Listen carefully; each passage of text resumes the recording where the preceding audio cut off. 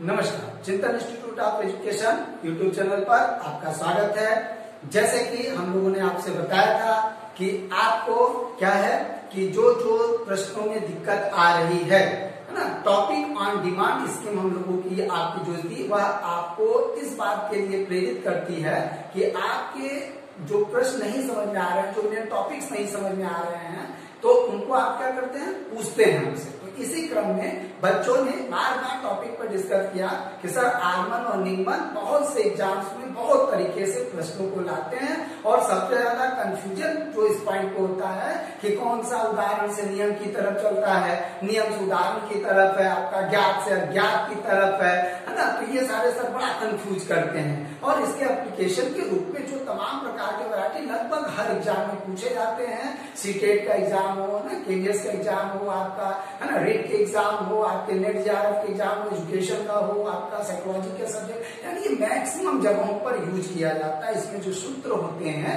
है ना, ज्ञात से ज्ञात की तरफ की क्या है ना, बड़ा कंफ्यूज करता है बच्चों को। तो आज हम लोगों ने बड़ी मेहनत के बाद आपको जितने मैक्सिमम एग्जाम्स में जो अब तक जो प्रश्न पूछे गए हैं उनको एक साथ एक जगह लाने की कोशिश किया जा रहा है, चाहे वो सीटेट हो चाहे वो नेट हो। बहुत इंपॉर्टेंट टॉपिक है, इसलिए हमें मेहनत थोड़ा सा ज्यादा करना पड़ा।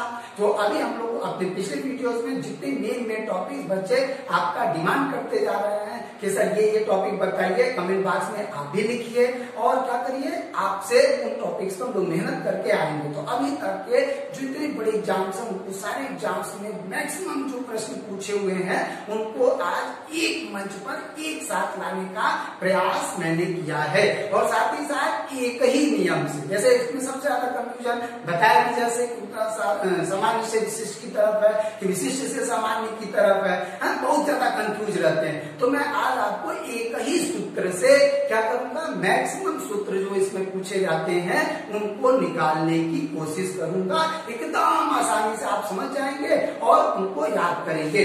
तो चलिए पहले अब स्टार्ट करते हैं। आपने पूछा होगा कि ये जगह मैंने क्यों छोड़ा हुआ है, तो ये जगह मैंने आपको केवल एक याद करना है, ऑटोमेटिक क्या हो जाएगा, दूसरा वाला इसी का जस्ट उलट हो जाएगा, निर्गमन में आ जाएगा। यानी जो आपका इंडक्टिव मेथड में जो लगता है उसका जस्ट अपोजिट आपका डिडक्टिव मेथड में वो लगेगा। इसलिए आपको केवल एक याद करना है और दूसरा आप अपने आप निकाल लेंगे। तो आइए हम लोग देखते हैं। पहले ये जो लेक्चर है वह आपको, जैसे बच्चों ने तमाम तरह से रेट वगैरह तैयारी करने वाले बच्चे, तमाम बच्चों ने जो सीटेट के बच्चे हैं, एसटेट के बच्चे हैं, यूपी टेट के बच्चे हैं, यूजीसी नेट के बच्चे हैं, है ना, आपका डीएसएसबी के बच्चे हैं, यूपी पीजीटी के बच्चे हैं, एजुकेशन वाले, उसमें शिक्षण सूत्रों का इसका बहुत ज्यादा यूजेस होता है। हर एग्जाम में लगभग पूछे जाते हैं, केवीएस में पूछे जाते हैं, एनवीएस में पूछे जाते हैं। तो इस वीडियो में आपकी सारी दुविधा को, सारी परेशानियों को, सारी समस्याओं को एक ही वीडियो में मैं खत्म करने की कोशिश करूंगा। आइए देखा जाए और बहुत ही तार्किक तरीके से आपको समझना है। और शिक्षण सूत्र वाले में इसको मैं एग्जाम्पल, मैं आज इस पे फोकस कर रहा हूँ और एक वीडियो जो बनेगा शिक्षण सूत्र पे, उस पे पूरे एग्जाम्पल के साथ आपको अलग से सारे शिक्षण सूत्रों पर आपको अलग से मैं वीडियो बनाऊंगा। तो आज पहले निकालने का तरीका देखिए। तो यही वह सूत्र है जिससे आप क्या कर सकते हैं, टोटल मैक्सिमम सूत्र इसमें जो पूछे जा रहे हैं उनको आप निकाल सकते हैं। कैसे, आगमन है ना, मैक्सिमम क्या है, उदाहरण से नियम की ओर। जब हम उदाहरण से नियम की ओर चलते हैं तो वह क्या होता है, आगमन विधि कहलाती है। जैसे हम यहाँ पर क्या करते हैं, कोई एक एग्जाम्पल हमने दिया। अब देखिए पूरे लेक्चर में केवल इस लाइन को याद रखिएगा, सारा पॉइंट मैं यहीं से निकालूंगा एकदम, और उसको आपको जैसे मान लीजिए कि आपको बच्चों को पढ़ाना है, तो अगर हम उसको ज्यादा से ज्यादा उदाहरण दें, ज्यादा से ज्यादा एग्जाम्पल दें, अगर मान लीजिए जैसे संज्ञा पढ़ा रहे हैं तो संज्ञा में जो है परिभाषा देने पर वो लड़का भूल जाता है। तो अगर मैं आपको व्यक्ति का उदाहरण दूं, है ना, जाति का उदाहरण दूं, वस्तु का उदाहरण दूं, है ना, और उसके बाद क्या है, गुण भाव के उदाहरण ज्यादा से ज्यादा प्रैक्टिस करवाएं और तब जाके हम क्या करें, उदाहरण नियम पे आए, किसी जाति, व्यक्ति, वस्तु, गुण भाव आदि के नाम को संज्ञा करते हैं, तो हम कभी भी नहीं भूलेंगे। क्लियर है? तो चलिए इसी एक एग्जाम्पल के बल पर मैं जितने भी अभी आपके पूछे जाते हैं उसको ये सारे पॉइंट्स को केवल एक पॉइंट से मैं निकाल के दिखाऊंगा। ये ट्रिक नहीं है, ये एकदम लॉजिकल तरीके से समझाने की कोशिश करूंगा। आइए उदाहरण से नियम की ओर। क्लियर हो गया कि जब हम उदाहरण को बच्चों से ज्यादा उदाहरण देके देन रूल्स की तरफ फ्रॉम एग्जाम्पल रूल्स या प्रिंसिपल जो भी कर लीजिए, तो जब यहाँ से वहां तरफ जाते हैं तो हम क्या करते हैं, आगमन विधि होते हैं। तो प्रश्न पूछा जाता है कि उदाहरण से नियम की तरफ इनमें से कौन सी विधि आती है, तो आप कहेंगे आगमन आता है। तो अब दूसरा आते हैं, अब आता है प्रश्न कि ज्ञात से अज्ञात की ओर। क्लियर है भाई? हमारा उदाहरण क्या है, ज्ञात है ना। हम जैसे आपको उसी एग्जाम्पल को मैं बता रहा हूं कि जैसे मैंने कहा कि आप इसका एग्जाम्पल बताइए, एक व्यक्ति का नाम लिया, अभय का नाम बताइए, उसका ये क्या है, ये नाम है। तो उदाहरण जब हम उदाहरण हमेशा ज्ञात होता है, ये ध्यान रखिएगा। अगर आप उदाहरण यानी ज्ञात आपका यहीं से निकला हुआ है कि आप ज्ञात चीज का ही उदाहरण देंगे, बाकी आप अज्ञात का कैसे देंगे। तो इसलिए और क्या होता है, ज्ञात से अज्ञात की ओर, एक नियम से एक नियम निकला। क्लियर है? चलिए अब हम दूसरे तरफ आते हैं, विशिष्ट से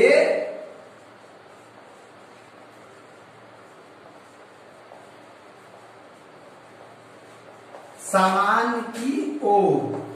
अब फ्रॉम स्पेसिफिक टू जनरल, यानी अब हम लोग अगर कहते हैं कि विशिष्ट क्या है, विशिष्ट इज एग्जाम्पल, एग्जाम्पल विशिष्ट होता है, याद रखिएगा एकदम। तो उदाहरण से नियम को, यानी उदाहरण हमेशा विशिष्ट से हम कहा जाएंगे, सामान्य की तरफ जाएंगे। एग्जाम्पल दिया, वही मैंने जैसे बताया, व्यक्ति का एग्जाम्पल, जाति का एग्जाम्पल, वस्तुओं का तमाम एग्जाम्पल देके कहिए, तो तब जाकर के नियम की तरफ आप आएंगे। यानी विशिष्ट से सामान्य की ओर एक नियम। मेरे इस लेक्चर में आप केवल एक नियम याद रखिएगा, कभी भी नहीं भूलेंगे। और मैं ये जितने अभी तक के केवीएस नेट ये वगैरह में मैक्सिमम इनके एग्जाम्पल पूछे, मैं सारे पॉइंट्स को क्लियर करता जाता हूं। अगला क्या आपका, मूर्त से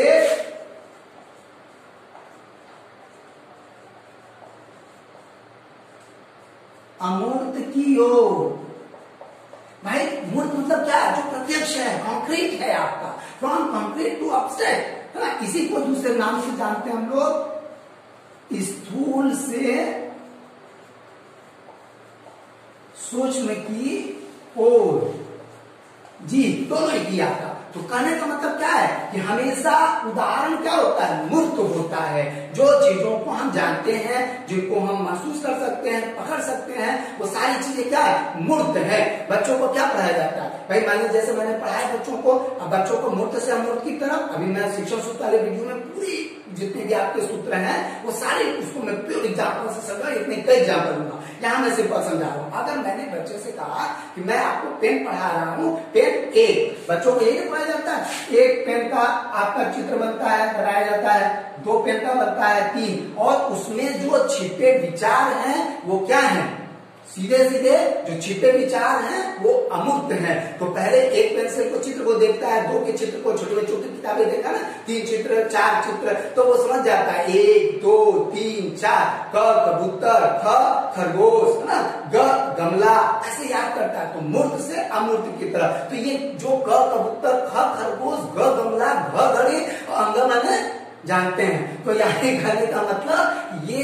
एक ही सूत्र से आप सारे सूत्रों की तरह क्या कहते हैं, आसानी से अब कभी भी नहीं भूलेंगे। अब आइए इसी एग्जाम्पल से मैं इन सारी चीजों को क्लियर कर रहा हूं।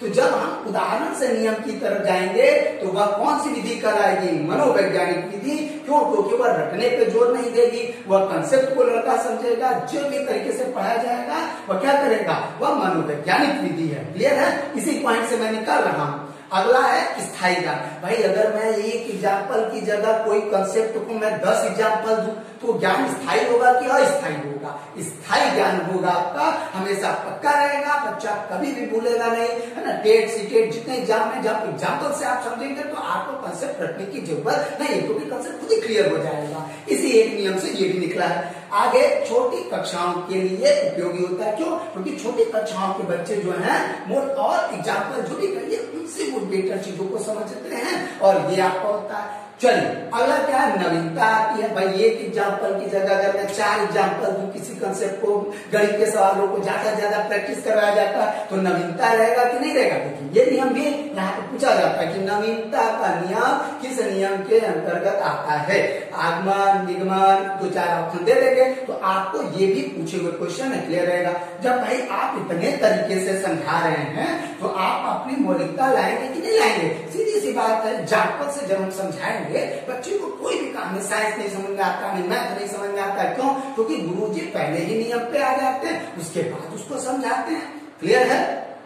चलिए अब खोज व जिज्ञासा। भाई जब हम एग्जाम्पल से पढ़ाएंगे, ज्यादा से ज्यादा नियम की तरफ जाएंगे तो वो प्रेरित होगा ना, कहता ठीक है अब हम फिर से एग्जाम्पल जो है बना लेंगे अपने से एग्जाम्पल। देखिए टीचर का एक काम है बच्चों को इस तरीके से पढ़ाना कि वह क्या करे कि वह एग्जाम्पल खुद से ज्यादा डेवलप करने लगे फिर उसको लगाने की कोशिश करे। तो इस नियम से क्या करते हैं, ये वाला भी आपका निकल गया।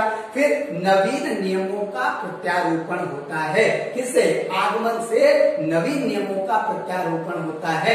आप जितनी भी, जैसे हम लोग कहते हैं ये छोटी कक्षाओं के उपयोगी है, बाहर कक्षाओं ठीक है, लेकिन जितने वो यही जस्ट इसका उलट था कि जितने अनुसंधान कार्य होते हैं वो मैक्सिमम अनुसंधान कार्य आगमन बेस पे होते हैं। क्यों होता है? क्योंकि उसमें समय लगता है, वो नई चीजों की संकल्पनाओं को स्थापित करने की कोशिश करते हैं। यानी नवीन नियमों का प्रत्यारोपण आगमन विधि में होता है। भाई इसी नवीन नियमों का प्रत्यारोपण वो क्या करता है, यूज करता है ना, निगमन वाला उन्हीं चीजों का। चलिए आगे, अनुसंधान कार्यों में परिणाम पूर्णतः सत्य नहीं होते। यानी जो अनुसंधान कार्यों में कभी भी वह क्या होता है, अंतिम सत्य नहीं होता है। यह विधि ये भी बताती है आगमन कि कोई भी जो रूल्स है वह हमेशा के लिए नहीं है। क्योंकि नए तथ्य, नए फैक्ट, नई समस्याएं, नई डायमेंशन उसको आएंगे, उनको चैलेंज करते हैं। और विज्ञान इसी का नाम है, परिवर्तन इसी से होता है। आज तक हमने जो तरक्की किया वो इसी बीच पे करते हैं। चलिए आगे,